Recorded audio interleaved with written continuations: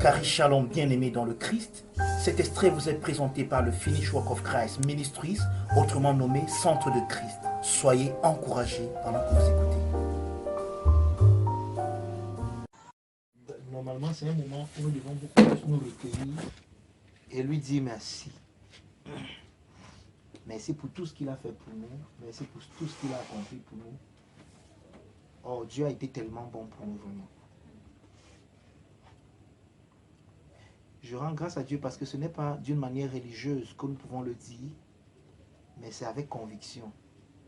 C'est avec certitude. Dieu est bon. C'est devenu incontestable. Ça ne peut pas se discuter. Ça n'a même pas besoin de preuves. C'est évident que Dieu est bon. Voici toute une année, nous sommes en bonne santé. C'est vrai que parfois nous avons eu les douleurs dans nos corps, parfois nous avons eu des bobos, mais rien n'a été pire. Le Seigneur s'est rassuré que nous soyons toujours debout, capables d'utiliser nos membres, capables de marcher, de rire. Il a pourvu à tous nos besoins. Nous avons fait face aux défis et il a toujours pourvu. Oh, alléluia. Comment ne pas lui rendre grâce? Matthieu chapitre 8.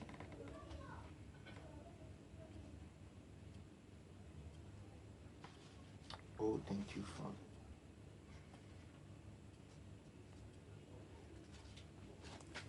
Merci, Père. Oh mon Dieu, tu es bon. Oh mon Dieu, tu es bon. Oh mon Dieu, tu es bon. Tu es bon pour nous, tu es bon. Oh mon Dieu, tu es bon. Oh mon Dieu. Matthieu chapitre 8.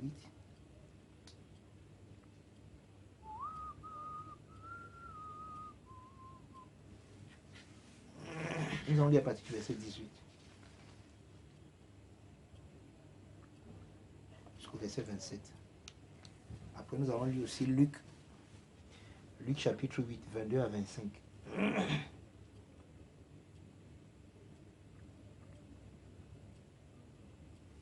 Et à travers ce que nous allons lire, j'aimerais peindre, j'aimerais manifester, j'aimerais exposer un aspect de la grandeur de notre Dieu. Dieu est tellement grand qu'en réalité, on ne peut pas parler de toute sa grandeur. Dieu est plus grand que le mot grand. Amen. Voilà combien grand Dieu est. Dieu est plus grand que grand. Donc, tout ce que tu peux imaginer de grand, Dieu est plus grand que ça. Donc, c'est pour ça qu'en réalité, lorsqu'on parle même de la grandeur de Dieu, on ne peut pas parler de cela de façon exhaustive. On ne peut que frôler, on ne peut que frôler, oui. Parce que Dieu est plus grand que le mot grand. Donc, si tu veux parler de la grandeur de Dieu, tu ne vas pas finir. Parce que Dieu est infiniment grand. Sa grandeur ne finit pas. Sa grandeur n'a pas d'oméga. Il n'y a pas une fin pour sa grandeur. Elle n'a pas d'alpha et d'oméga. Il est infiniment grand. Amen. Alléluia. Amen. Donc dans Matthieu 8, à partir du verset 18, on dit: Jésus, voyant une grande foule autour de lui, donna l'ordre de passer à l'autre bord. Un scribe s'approcha et lui dit: Maître, je te suivrai partout où tu iras. Jésus lui répondit: Les renards ont des tanières et les oiseaux du ciel ont des nids, mais le Fils de l'homme n'a pas où reposer sa tête. Un autre d'entre les disciples lui dit: Seigneur, permets-moi d'aller d'abord ensevelir mon Père. Mais Jésus lui répondit: Suis-moi et laisse les morts ensevelir leurs morts. Il monta dans la barque et ses disciples le suivirent.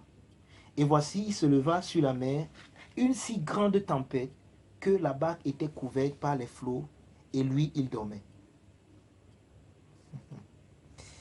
Les disciples s'étant approchés, le réveillèrent et dirent: Seigneur, saute-nous, nous périssons. Seigneur, guéris-nous, nous périssons. Seigneur, rends-nous entiers, nous périssons. Seigneur, délivre-nous, nous périssons. Il leur dit: Pourquoi pourquoi avez-vous peur? Gens de peu de foi. Alors il se leva, menaça les vents et la mer, et il y eut un grand calme. Ces hommes furent saisis d'étonnement. Quel est celui-ci, disait-il, à qui obéissent même les vents et la mer? Quel est celui-ci? On dit ces hommes furent saisis d'étonnement. Donc Jésus a agi d'une façon qui les a étonnés. Pourquoi? Parce que selon eux, quand ils demandaient à Jésus de les sauver, ils ne savaient pas que Jésus pouvait arriver jusqu'à ce niveau. Peut-être ils se disaient que Jésus pouvait, faire en sorte que l'eau n'entre plus dans la barque, parce que la barque dans laquelle ils étaient, l'eau était en train de prendre de l'eau. Mais ils ne savaient pas que Jésus peut parler aux éléments de la nature et que ces éléments de la nature obtempèrent, se soumettent. Maintenant, l'un des problèmes que j'ai avec plusieurs ministres de l'évangile, c'est que quand ils vont lire un texte comme celui-ci, ils vont identifier le chrétien avec la tempête, avec le problème et non avec la solution. Ça veut dire qu'ils ne vont pas dire aux chrétiens que de la même manière que Jésus a dit stop au vent, c'est ainsi qu'en Christ, toi également, tu peux stopper le vent. Mais ils vont dire plutôt aux chrétiens que s'il y a les vents dans ta vie, s'il y a les tempêtes dans ta vie, je suis venu t'annoncer une bonne nouvelle. Jésus est là. Ce qui est complètement faux. Ce qui est, c'est-à-dire qu'on a lu le bon passage, mais on a fait la mauvaise application. La bonne application, c'est que, exactement comme Jésus a parlé aux éléments de la nature, Dieu est tellement grand qu'il a partagé avec toi, comme il partageait avec son fils cette grandeur, de sorte que tu peux parler aux éléments de la nature.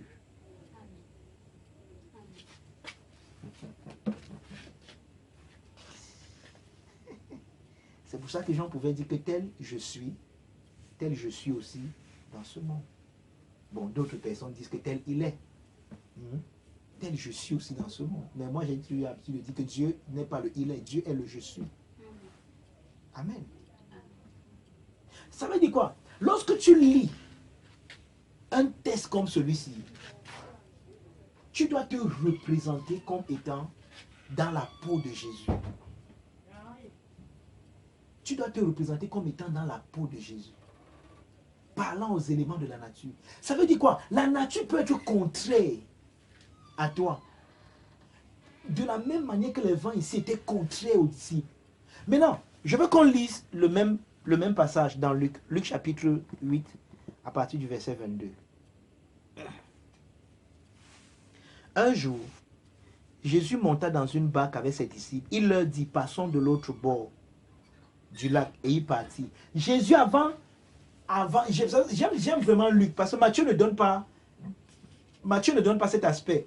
Avant que les disciples et Jésus n'entrent dans la barque, Jésus a donné une parole. Allons de l'autre bord. Jésus n'a pas dit, allons, on va s'arrêter en route. Non, il a dit, allons de l'autre bord. Donc, la parole était sortie. Et celui qui a prononcé cette parole, c'est celui qui a dit que la lumière soit, et la lumière fut. Celui qui a prononcé cette parole, c'est celui qui dit quelque chose et la chose s'accomplit. C'est celui dont la parole ne tombe pas sans qu'elle n'ait accompli ce pourquoi elle est sortie.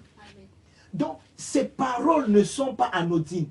C'est celui-même qui a dit que les hommes rendront compte de toute parole, how do you call it, an idle word. Je ne sais pas comment on dit ça en français. Il dit que les hommes rendront compte de toute parole légère qu'ils auront prononcée. Il y a un verset comme ça. Donc Jésus ne prononce pas des paroles. Les paroles de Jésus ne sont pas légères. Elles ont un sens. Et le sens des paroles de Jésus, c'est lui-même qui donne ce sens-là. C'est son intégrité. Il est intègre. Et ce qu'il dit devient une institution parce qu'il est roi. Jésus dit à ses disciples, allons de l'autre bord. Ça suffisait pour que les gars se reposent. C'est même pour ça qu'après ça, il dort. Pourquoi Jésus dort? Parce qu'il sait qu'il leur a donné ce qu'il faut pour aller de l'autre bord. La parole.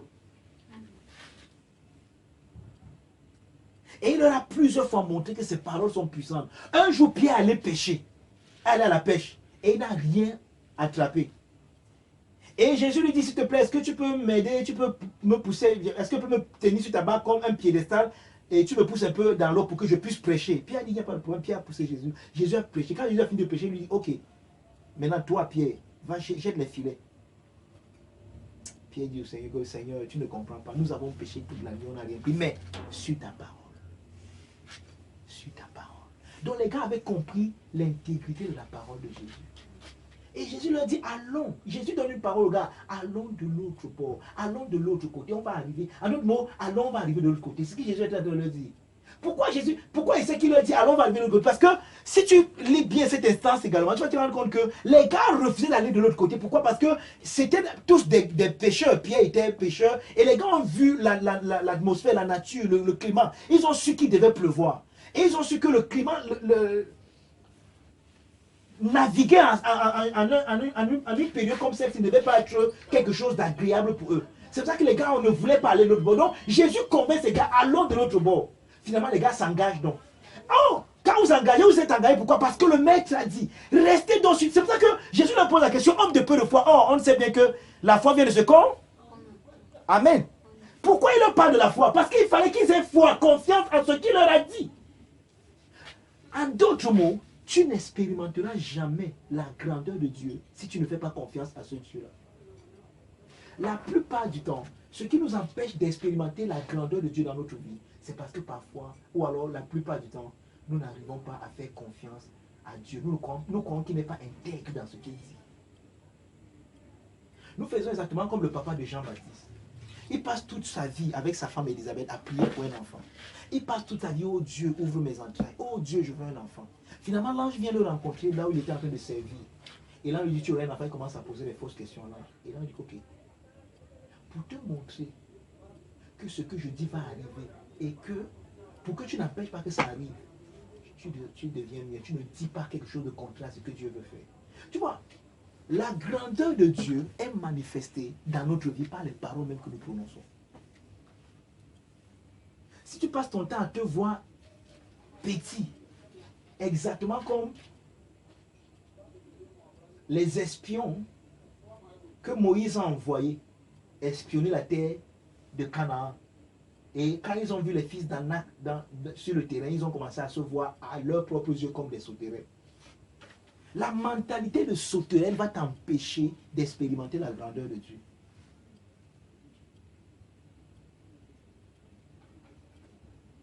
La mentalité de sauterelle te voit. Comment tu te vois?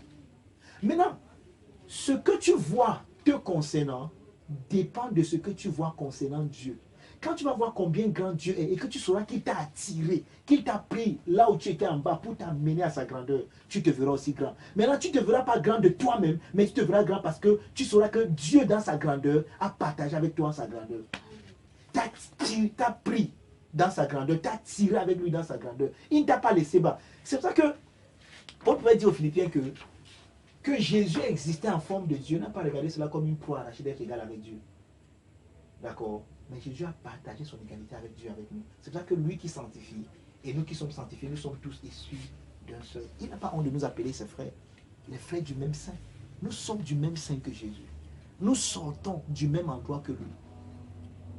Et c'est cette grandeur-là de son Père qu'il est venu nous montrer. Jésus est venu nous montrer combien grand son Père est. Jésus est venu nous montrer que vous êtes là, vous voulez adorer d'autres dieux. Il n'y a pas d'autre Dieu que Dieu. Dieu, mon Père, est le plus grand.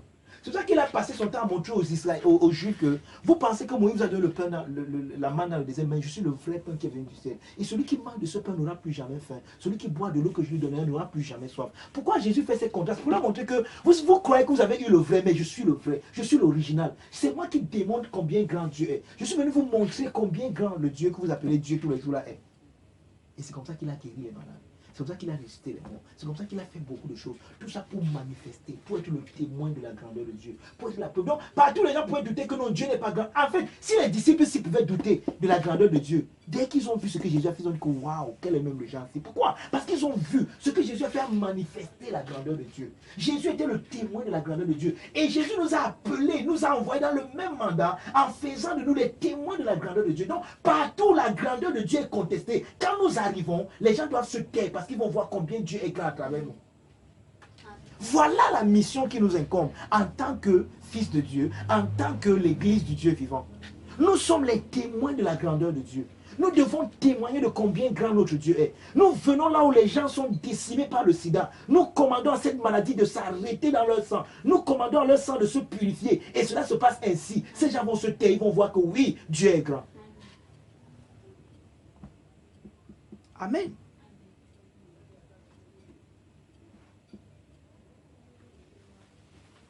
Un jour, nous étions dans Luc 8, au verset 22. Un jour, Jésus monta dans la barque avec ses disciples et leur dit, passons de l'autre côté, de l'autre bord du lac, et il partit. Pendant qu'il naviguait, Jésus s'endormit. Un tourbillon fondit sur le lac. La barque se remplissait d'eau et ils étaient en péril. La nature s'est déchaînée contre eux. Et ça, c'est une chose que plusieurs personnes qui sont habituées à recevoir les paroles de Dieu savent. Chaque fois que tu reçois une parole de Dieu, c'est comme si la nature, c'est comme si les circonstances se dressent pour te montrer que tu n'es pas ce que Dieu dit que tu es. Chaque fois que tu vas te dire, ma fille, tu es bénie, c'est comme si toutes les circonstances vont se lever pour te montrer que tu n'es pas bénie. Chaque fois que Dieu te dit, par exemple, peut-être tu as une situation, tu pries, tu dis, mon Dieu, le Père te dit que tu as été guéri. C'est comme si c'est en ce moment que la parole de Dieu a plutôt attisé les symptômes et le virus. C'est comme si c'est en ce moment-là que tu vas commencer à ressentir les douleurs. Pourquoi? Parce que c'est maintenant à toi de dire, d'homologie, de dire en consentiment avec ce que Dieu a dit la même chose. Dieu lui l'a dit. Ça, c'est lui qui a dit. Maintenant, toi, tu dois dire en répétant, pas comme un perroquet, mais en répétant dans la révélation de ce que Dieu a dit, ce que tu es. En disant la situation que je suis. Pourquoi Jésus dort? Jésus dort parce qu'il a donné aux disciples tout ce qu'il faut pour résoudre le problème. En d'autres mots, les disciples n'ont pas besoin de réveiller Jésus. Quelqu'un qui va prêcher cette parole aux chrétiens va dire que va réveiller Jésus, il est faux. En Christ, regarde, les disciples n'avaient pas besoin de réveiller Jésus. S'ils avaient compris que Jésus a dit passons l'autre bord, ils auraient dû se lever et dire au nom de Jésus, toi, tu t'arrêtes maintenant et nous passons l'autre bord. Le maître a dit de l'autre côté, tu ne peux pas nous stopper. Donc, ce qu'ils voulaient que Jésus fasse là, c'est eux qui devaient le faire. Parce qu'ils avaient reçu le matériel, l'équipement qui leur rendait capable d'arrêter le vent. Tu vois, regarde. Ce que nous disons là est tellement important. Pourquoi? Parce que dans une autre instance, Jésus, les disciples étaient tous dans la barque et menacés par le vent. Et il venait vers ses disciples en marchant sur les eaux. Les gars, quand ils l'ont vu, ils ont commencé à crier, ils ont dit que ça c'est le fantôme. Il leur a dit non, rassurez-vous, c'est moi, n'ayez pas peur. Dès qu'ils ont entendu rassurez-vous, c'est moi, Pierre, connaissant qui est le maître. Pierre maintenant connaissait maintenant que si c'est Jésus, je connais là où je peux l'attraper. C'est un homme intègre dans sa parole. S'il me donne la parole, je peux faire comme il fait. Pourquoi Pierre, tout à l'heure, pourquoi maintenant ici, Pierre est dans cette barque? Pourquoi Jésus a dit passons l'autre bord? Pierre ne peut pas prendre cette parole pour transformer la situation. Parce qu'ils n'ont pas compris. Ils étaient à l'école, c'était des disciples. Mais à un moment, Pierre a compris, il a dit que mais si c'est toi, dis-moi de venir vers toi, donne-moi la parole. Ne me prends même, ne viens même pas me prendre. Dis-moi seulement, dis-moi, donne-moi une parole. Alléluia. Dis un mot. Donne-moi un mot. Donne-moi, parce que ton mot est puissant, ton mot établit les choses. Et le maître a dit à Pierre, viens. Pierre est sorti de la barque, a commencé à marcher sur. Pierre a commencé à expérimenter la grandeur de Dieu. Pourquoi? Parce qu'il s'est confié à la parole de Dieu. C'est ce que je veux partager avec vous. On ne va pas mettre dans ce soir. Je veux partager avec vous ce soir en vous disant que ceux qui se reposent sur ce que Dieu leur a dit, indépendamment des circonstances, voilà les gens qui sont qualifiés pour faire l'expérience de la grandeur de Dieu. Oui, Dieu est grand. Mais tu peux passer à côté de cette grandeur si tu n'arrives pas à lui faire confiance. Maintenant, quand je dis ça, tu vas te poser la question, oh, ouais, il faut que je prie pour que je fasse confiance à Dieu. Non. La confiance à Dieu est ce que Paul, l'apôtre, nous définit comme étant la foi du Fils. Cette foi est en toi. Tout ce dont tu as besoin de faire, c'est de prier. La seule prière qu'il te faut faire, c'est que le Seigneur ouvre tes yeux pour que tu vois combien grand il est. Et chaque fois que tu vois combien grand Dieu est, tu vois combien grand tu es dans cette grandeur. Parce que tout ce que nous voyons en Dieu, nous le sommes en lui. Tout ce que Dieu nous montre en lui, c'est pour nous, ce n'est pas pour lui. Amen. Tout ce que Dieu nous montre en lui, c'est pour nous, ce n'est pas pour lui. Donc quand Dieu te montre qu'il est grand, c'est pour que tu comprennes que dans cette grandeur, tu es inclus. Tu n'es pas exclu. Quand Dieu te montre qu'il est puissant, c'est pour que tu comprennes que dans cette puissance, tu es inclus, tu n'es pas exclu. Quand Dieu te montre qu'il est saint, c'est pour que tu comprennes que dans cette sainteté, tu es inclus, tu n'es pas exclu. Quand Dieu te montre qu'il est merveilleux, c'est pour que tu comprennes que dans cette merveille, tu n'es pas exclu, tu es inclus. Donc tout ce que Dieu te montre de lui, c'est pour toi, ce n'est pas pour lui. Ah, merci Père.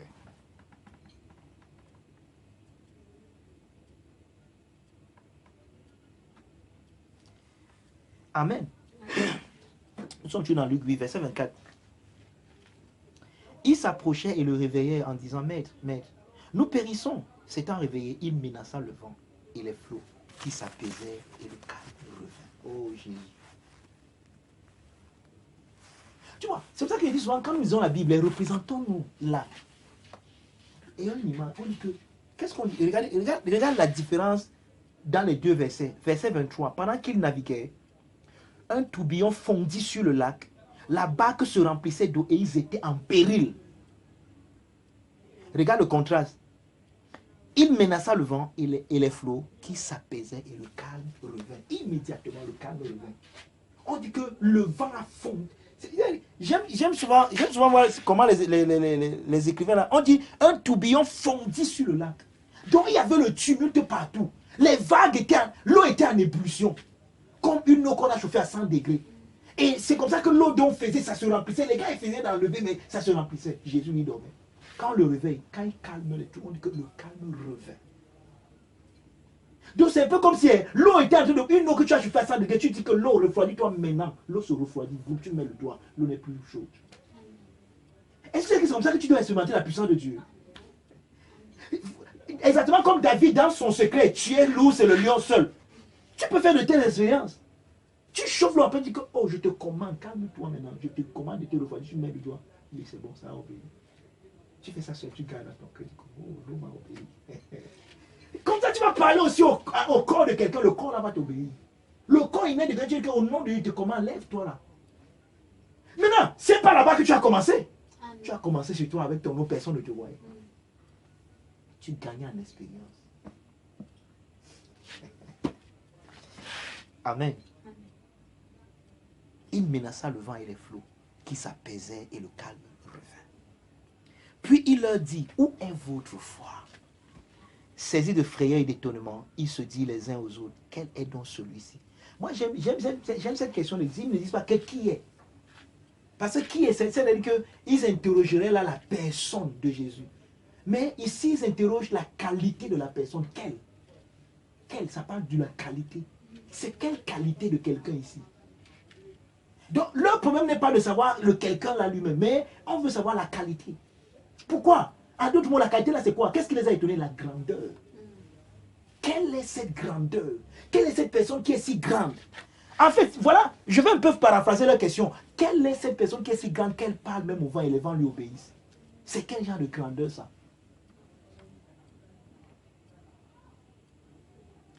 Quel est donc celui-ci qui commande même au vent et à l'eau et à qui ils obéissent? Quel est ce genre de personne? Quelle est cette grande personne? Quelle grandeur? Et je suis sûr que ce qui les a plus étonnés, c'est la simplicité avec laquelle Jésus l'a fait. Si Jésus n'est pas venu comme les pentecôtistes, oh Dieu! Le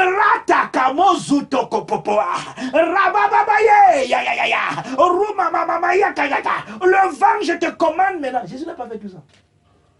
Jésus s'est seulement levé, il a mis la main. J'aime ça en anglais. Voici comment on dit en anglais. Peace, be still.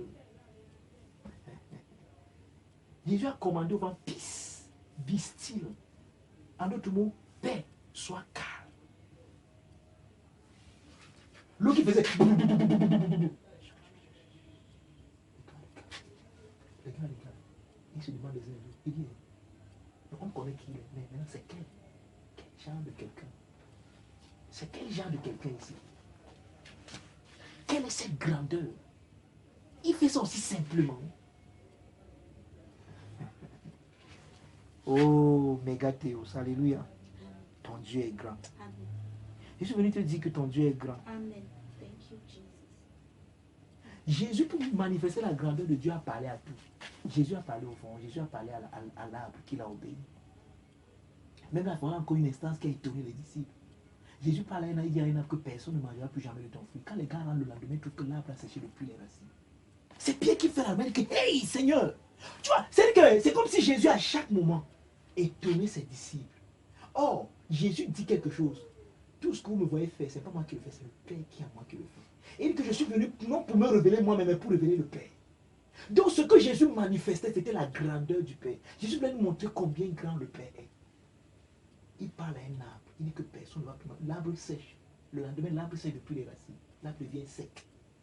Un arbre qui avait les feuilles, on nous a dit, mais il n'avait pas le fruit, mais il y avait les feuilles. L'arbre séduit même les feuilles en 24 heures. Jésus, son premier miracle, je suis en train d'écrire un livre là-dessus, l'âge miracle. Il a parlé aux éléments de la nature et les éléments chimiques se sont décomposés parce que nous savons que la formule chimique de l'eau c'est H2O, n'est-ce pas? Qui est différent de la formule chimique du vin, n'est-ce pas? Maintenant, pour que l'eau devienne le vin, imagine-toi la décomposition qu'il faut pour passer de H2O à, je ne sais pas moi, la formule du vin. Hein? Imagine-toi ce qu'il faut. Donc, Jésus, son premier miracle, c'est qu'il a changé les éléments de la nature. Voilà combien Dieu, grand Dieu est. Regarde, si nous commençons à comprendre et à voir la grandeur de Dieu, rien ne nous sera impossible.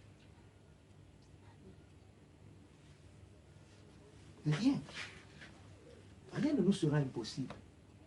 Ce qui se présente comme une impossibilité challenge simplement la grandeur de Dieu. Tout ce qui se présente à nous comme ce que nous ne pouvons pas faire veut simplement nous dire que dans ce domaine-là, Dieu n'est pas grand, ou bien Dieu n'a pas manifesté sa grandeur pour nous.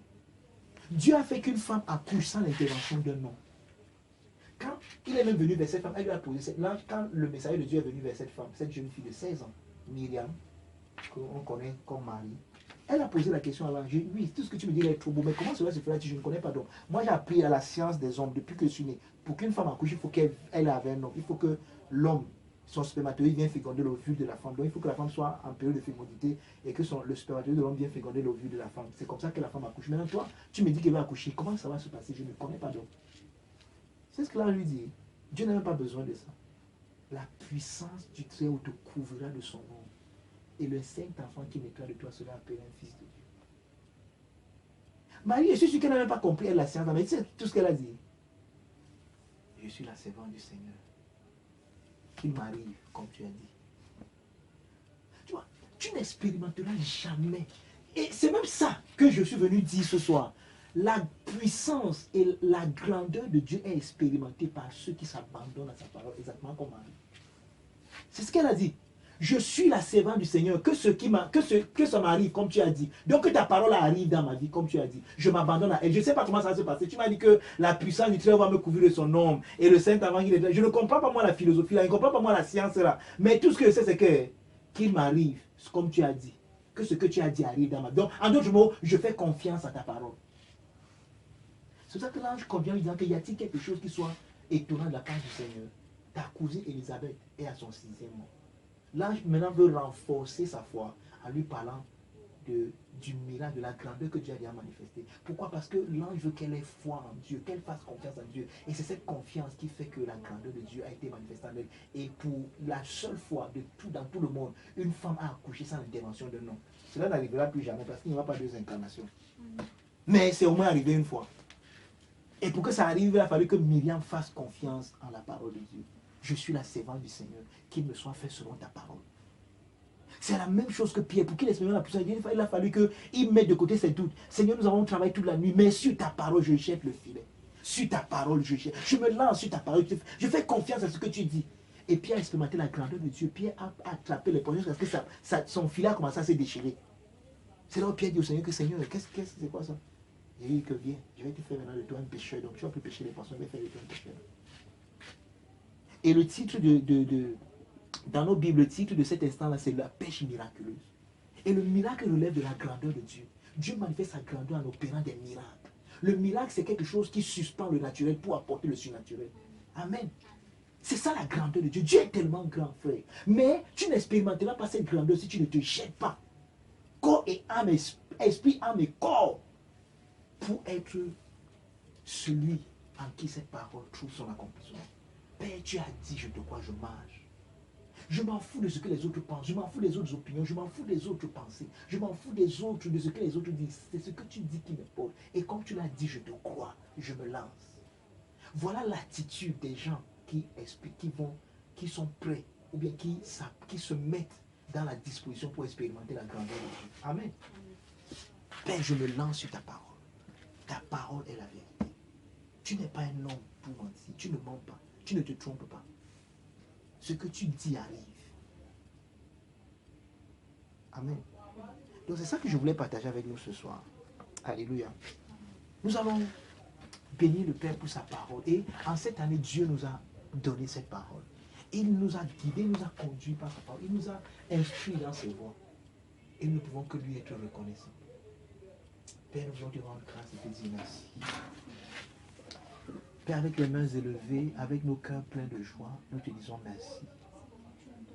Te disons merci, Seigneur, parce qu'en ce mois de mégathéos, en ce mois de la grandeur de Dieu, Père, nous comprenons que cette grandeur n'est expérimentée que par des personnes qui se donnent entièrement, Seigneur, pour être ce que toi tu dis qu'elles sont.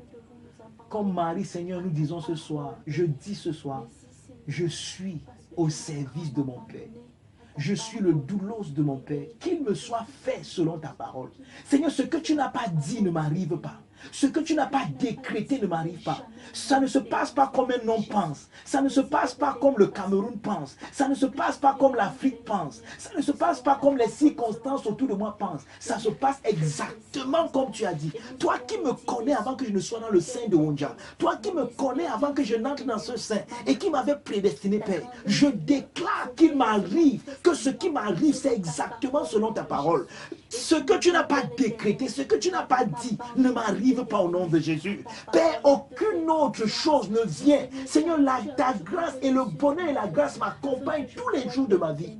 Tous les jours de ma vie. Père, je m'abandonne à ta parole. Comme Pierre, je dis, sur ta parole, je m'avance. Sur ta parole, je persévère. Sur ta parole, je continue. Parce que je sais que celui qui a dit, celui qui a déclaré ces choses est fidèle. Père, je m'abandonne à ta fidélité. Tu es fidèle. Et je suis prêt à expérimenter ta grandeur. En cette fin d'année 2018, Père, nous nous abandonnons à toi afin d'expérimenter combien grand tu es dans notre santé, dans nos familles, dans nos finances. Nous expérimentons combien grand tu es, Père. Et nous te disons merci. Reçois la louange et la gloire, Père. Sois béni, Père, au nom de Jésus. Amen. Alléluia. Cet extrait vous a été présenté par les amis et partenaires du Finish Work of Christ Ministries, le centre de Christ, situé en face du lycée de Bonasama à Bonabéry.